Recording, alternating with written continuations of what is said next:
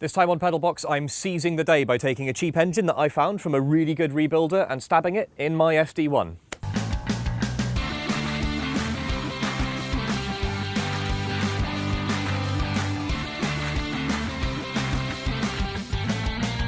This isn't the engine swap that I've been teasing for a few years. The plan for a long time has been I'd build up a fuel injection system and a turbo on my kind of scrappy broken engine as a kind of test harness to sort of rig everything up.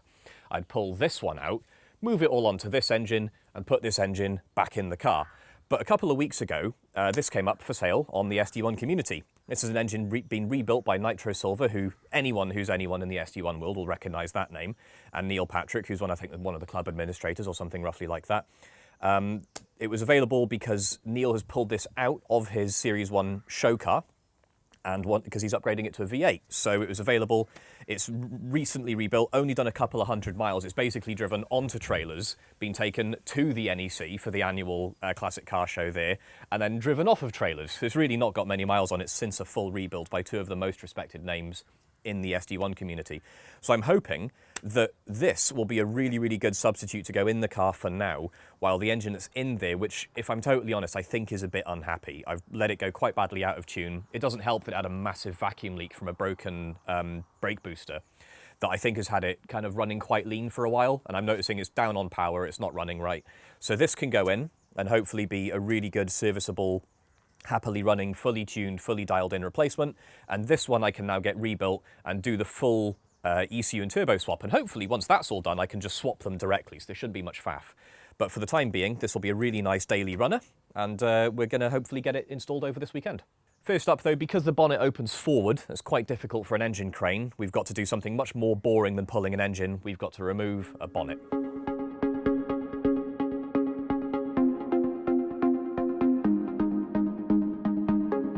There's a couple of bits and pieces I've had to disconnect from the engine to get it ready to come out. Obviously the power steering pump's connected to the steering rack and I don't want to take that out, so I'm taking the power steering pump off the bottom. The alternator's connected to the battery and most of the rest of the power systems in the car, so that's off as well.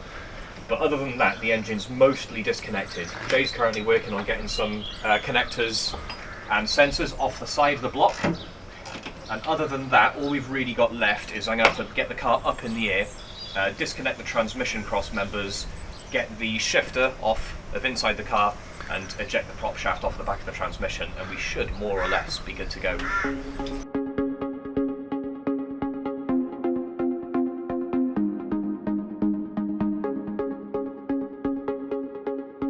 We've been on the tools for probably about 20 minutes, half an hour or so now. We've got most of the ancillaries off. We've got loads and loads of random little electrical connectors and my throttle cable and all that sort of stuff disconnected. There's a few more bits. I've got to get the earth strap off the back of the engine where the starter motor rejoins the body, and just the transmission cross members and all the stuff under the car. So it's about time now that we get the trolley jack under the K-frame, lift the front up and start doing all the really miserable bits underneath. Well, it's just started to rain, so as far as I'm concerned this is a perfect time to take shelter underneath the car and deal with all the miserable bits under there. Now it's probably obvious, but we can't get the camera under there, so you're just going to have to take my word for it.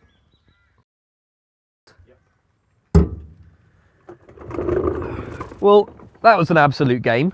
The bolts on the prop shaft were very, very unhappy, but they're all out now. The prop shaft is down, the shifter is disconnected from the gearbox, so in theory everything back there is ready to drop off the body. Now all I've got to do is drop the cross member itself and we should be able to start lifting.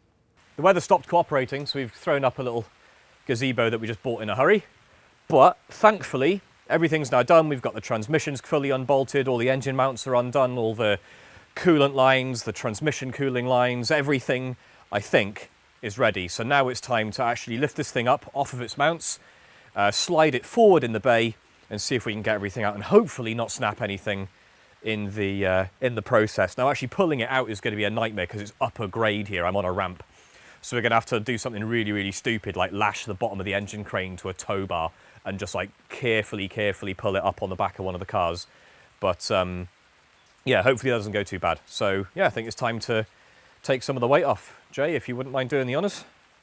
I'm feeling it bringing the car with it, but that just might be the suspension unloading as the weight of the engine.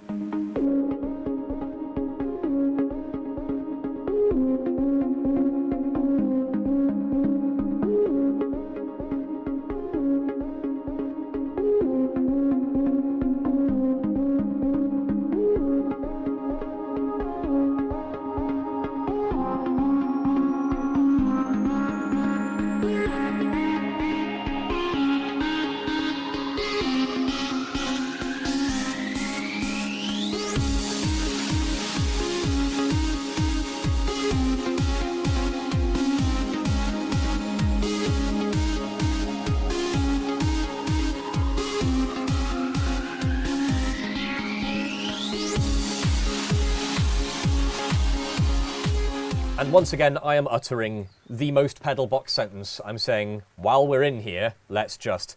But I figure the engine doesn't come out very often, so it seems like a good time to have a bit of a clean up in here. So we've attacked the firewall and various other bits around here with a whole bunch of gunk and brake clean and all sorts. And although it's still kind of hanging, to be completely honest, we're making good progress. We've got plenty of time left today to be on track for still getting the engine in tomorrow. So yeah, I'm just having a bit of a clean up and seeing if I can make it look a little bit more presentable, because honestly, it was hanging in here.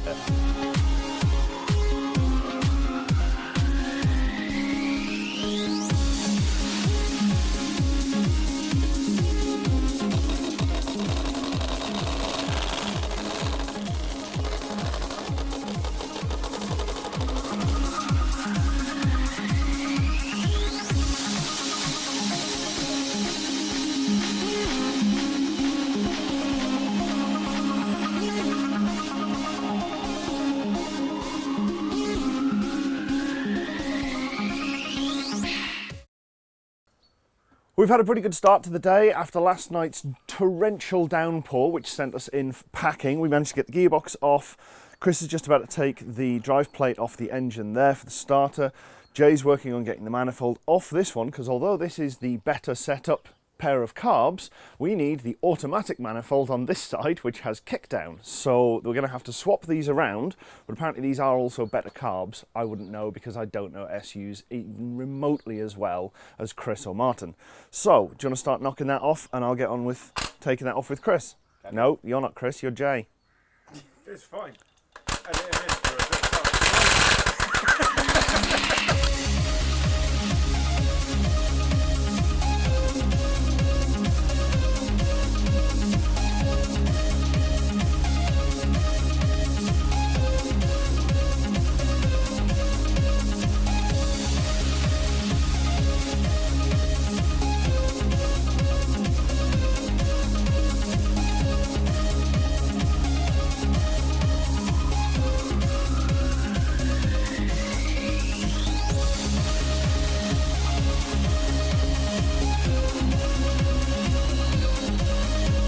We've jumped ahead quite a bit. It turns out there's more bits than I thought that had to get transplanted from the old engine onto this one. We've had to mess about a bit with some of the bolts on the torque converter as well, because they were clashing with some of the rear crank seal holder bolts. But we've had it all apart, put it all back together, re-torqued everything, re-Loctited everything. So finally, it's time to put the transmission back on the new engine around the old converter and drive plate. So let's get on with that. Should hopefully be fairly easy, and hopefully we'll be back with you shortly.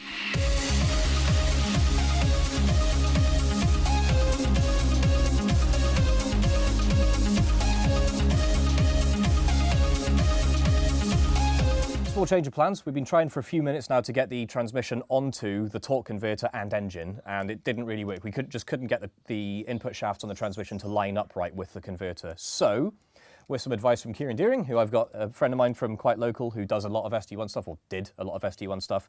He had the great idea, what if we just put the converter on the transmission, which is the correct thing to do, and then put the whole thing on in one go. So we've got the transmission back off, the converter is now installed in the bell housing, we've mated it up onto both of the spline shafts in there. So now, for the second time, we're going to try and get the gearbox on, and hopefully this time will be a lot better.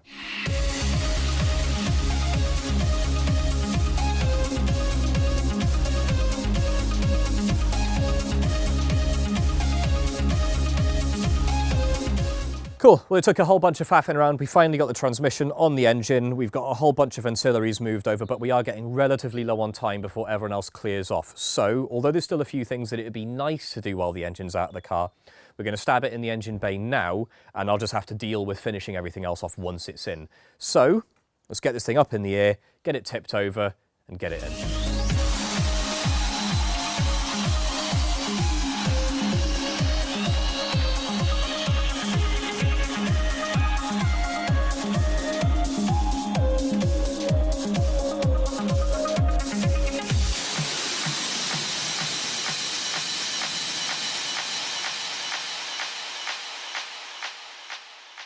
Well, as you can see behind me, the engine is in and it is not being held up by the crane, which means we are bolted in place and sat on all of the proper mounts in the car.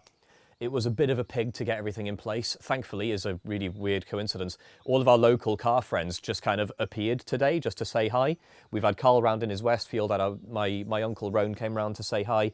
Roan's worked on loads of SD1s with my old man in the past, so he was really handy to have around. And it was really useful because actually we had to muscle the engine around quite a lot to get everything to slot into place. So we're all in. And with Kieran's help, obviously getting the gearbox on and everything, so we're in really, really good shape now. We're basically back to where we were when we picked up the tools yesterday morning. Everything's mostly back together. Obviously got ancillaries here to reconnect on the engine in the bay. But the main thing before my friends go away back to Reading, well, Aid and Jay head back to Reading, is we've got it in, it's on the mounts, and that's the part that we really needed all the people for. Everything from here, I can pick away at in the evenings. So, op success as far as I'm concerned.